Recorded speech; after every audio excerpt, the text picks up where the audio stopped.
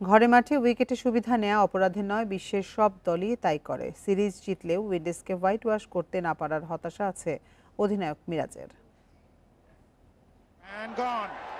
উইন্ডিজকে white ওয়াশের সুযোগ হাতছাড়া হয়েছে। দ্বিতীয় ওডিআই জিতলে টেবিলের 9-এ উঠে আসতো বাংলাদেশ। সিরিজ নিশ্চিতের পরও সেই আক্ষেপ পোড়াচ্ছে মিরাজকে।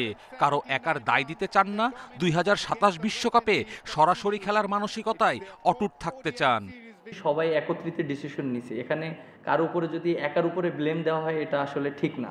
দিন শেষে কিন্তু বাংলাদেশ, আমরা বাংলাদেশের হয়ে খেলছি এবং বাংলাদেশকে একটা জায়গায় নিয়ে যেতে চাই, এটাই হলো আমাদের লক্ষ্য। আমরা তো এখনও মনে করেন যে আনসার্টেনের ভিতরে আছি, সো আমাদের টার্গেট থাকবে টপ 8-এর ভিতরে থাকা এবং সরাসরি যেন আমরা বিশ্বকাপ খেলতে পারি।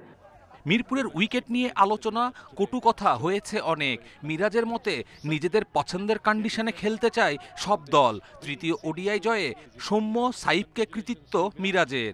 ওরা ক্যালকুলেটিভ রিস্ক নিয়ে খেলেছে এবং আমার কাছে মনে হয় যে ওরা দুইজনে যেভাবে ব্যাটিং করেছে এটার জন্য আমাদের টিমটা একটা ভালো একটা অবস্থানে গিয়েছে। কোনো টিম যদি বাংলাদেশে আসে আমরা তো অবশ্যই আমাদের হোম অ্যাডভান্টেজটা আমরা নিব, কারণ দিন শেষে সবাই কিন্তু রেজাল্টটাই কিন্তু চায়। 3 ফরম্যাটে 3 ক্যাপ্টেন তত্ত্বে ধরাবাঁধা নিয়ম নেই, জানিয়েছেন বিসিবি সভাপতি। আলোচনার পর নিতে চান চূড়ান্ত সিদ্ধান্ত। মিরাজও আপাতত সেসব নিয়ে ভাবছেন না। বোর্ড চাইলে টেস্টের নেতৃত্বে আপত্তি নেই তার।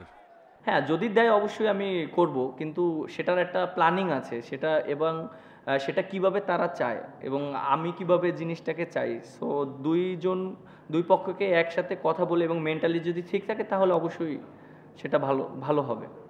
জাতীয় দলের নেতৃত্বের চ্যালেঞ্জ নিতে নিজেকে আরও পরিণত করার প্রত্যয় মিরাজের। বিশ্বকাপের জন্য এখন থেকেই সঠিক পরিকল্পনা নেওয়া জরুরি, মত তার। কপিল পাল, ইন্ডিপেন্ডেন্ট নিউজ।